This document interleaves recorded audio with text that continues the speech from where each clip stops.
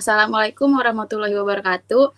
Kami dari kelompok 3 akan mempresentasikan materi mengenai evaluasi keberhasilan koperasi dilihat dari sisi perusahaan.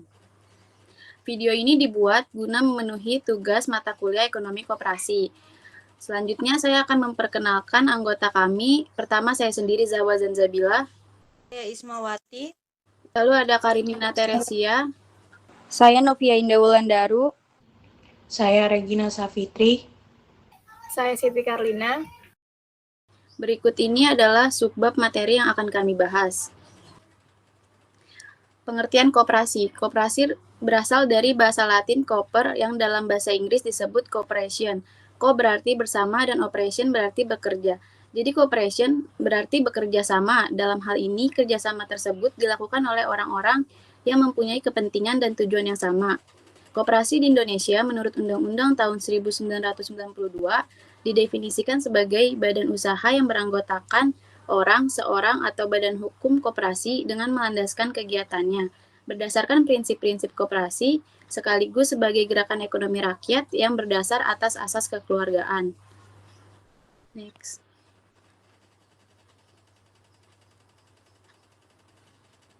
Pengertian koperasi menurut para ahli. Pertama, menurut Muhammad Hatta, koperasi adalah usaha bersama yang memperbaiki nasib penghidupan ekonomi berdasarkan tolong-menolong. Semangat tolong-menolong tersebut didorong oleh keinginan memberi jasa kepada kawan, berdasarkan seorang buat semua dan semua buat seorang. Menurut Dr. Fay tahun 2013, koperasi adalah suatu perserikatan dengan tujuan berusaha bersama yang terdiri atas mereka yang lemah dan diusahakan selalu dengan semangat, tidak memikirkan diri sendiri sedemikian rupa, sehingga masing-masing sanggup menjalankan kewajiban sebagai anggota dan mendapat imbalan sebanding dengan pemanfaatan mereka terhadap organisasi.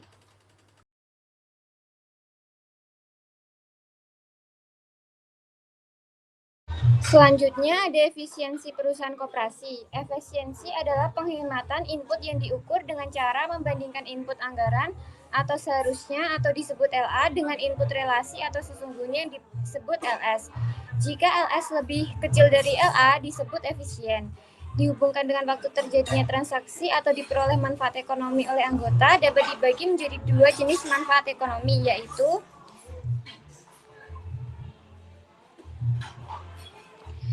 yang pertama, manfaat ekonomi langsung atau MEL. MEL adalah manfaat ekonomi yang diterima oleh anggota langsung diperoleh pada saat terjadinya transaksi antara anggota dengan koperasinya. Yang kedua, manfaat ekonomi tidak langsung atau METL. METL adalah manfaat ekonomi yang diterima oleh anggota bukan pada saat terjadinya transaksi, tetapi diperoleh kemudian setelah berakhirnya suatu periode tertentu atau periode pelaporan keuangan atau pertanggungjawaban pengurus dan pengawas, yakni penerimaan SHU anggota. Selanjutnya ada efektivitas koperasi. Organisasi ekonomi yang memiliki keharusan menangani usaha berdasarkan prinsip efisiensi, efektivitas, dan produktivitas. Prinsip efisiensi dan efektivitas untuk mewujudkan produktivitas yang tinggi harus dipadukan dengan optimasi pelayanan dan kesejahteraan mengenai bagaimana dan apa ukuran efektivitas yang setepatnya. Next. Efektivitas adalah pencapaian target output yang diukur dengan cara membandingkan output anggaran atau seharusnya OA dengan output realisasi atau sungguhannya OS. Jika OS lebih besar dari OA disebut efektif. Rumus efektivitas koperasi EFQ sama dengan realisasi SHUK ditambah realisasi MEL dibagi anggaran SHUK ditambah anggaran MEL. Sama dengan jika EFK lebih besar dari 1 berarti efektif. Efektivitas dipandang dari segi hasil yang dicapai oleh seseorang.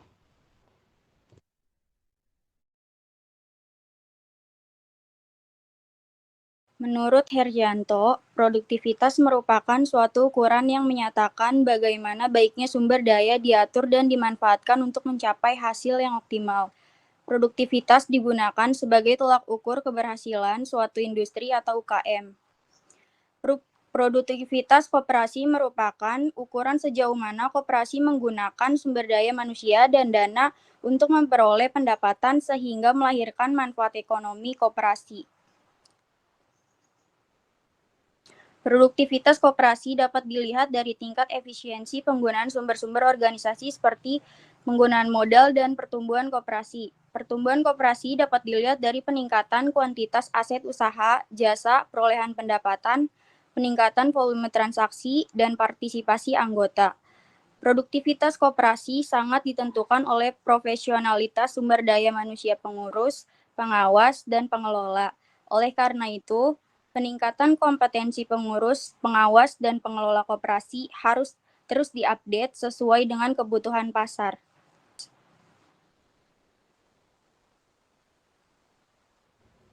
Berikutnya ada analisa laporan keuangan koperasi, merupakan bagian dari laporan pertanggungjawaban pengurus tentang tata kehidupan koperasi. Laporan keuangan dapat dijadikan alat evaluasi kemajuan koperasi. Dan ini ada bentuk analisa laporan keuangan koperasi. Yang pertama ada neraca, yang kedua perhitungan hasil usaha, yang ketiga laporan arus kas, yang keempat catatan atas laporan keuangan, dan yang terakhir laporan perubahan kekayaan bersih sebagai laporan keuangan tambahan. Berikutnya adalah perbedaan perhitungan laporan keuangan dari badan usaha koperasi. Yang pertama perhitungan SHU. SHU di sini adalah sisa hasil usaha. Pada koperasi menunjukkan usaha yang berasal dari anggota dan bukan anggota. Lalu kedua, SHU dibagi menurut besar uang yang diinvestasikan atau hasil kerjasama dari non-anggota koperasi. Ketiga, alokasi pendapatan dan beban berdasarkan perbandingan manfaat yang diterima anggota dan non-anggota.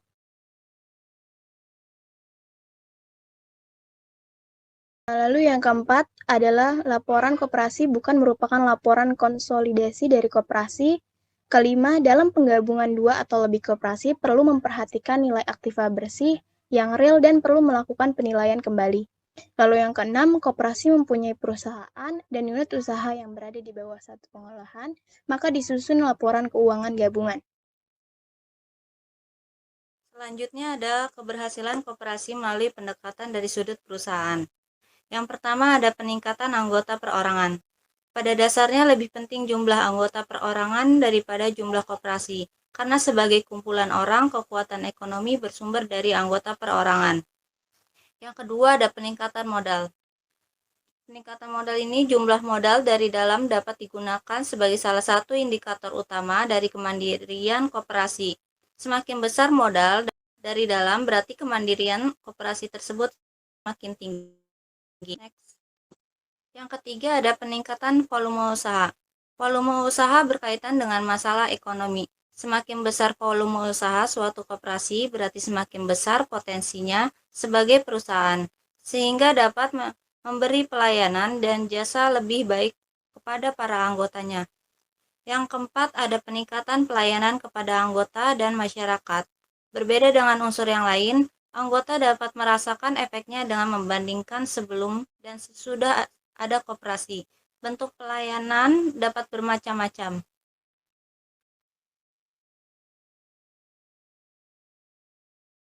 Sekian dari kelompok kami. Terima kasih. Wassalamualaikum warahmatullahi wabarakatuh.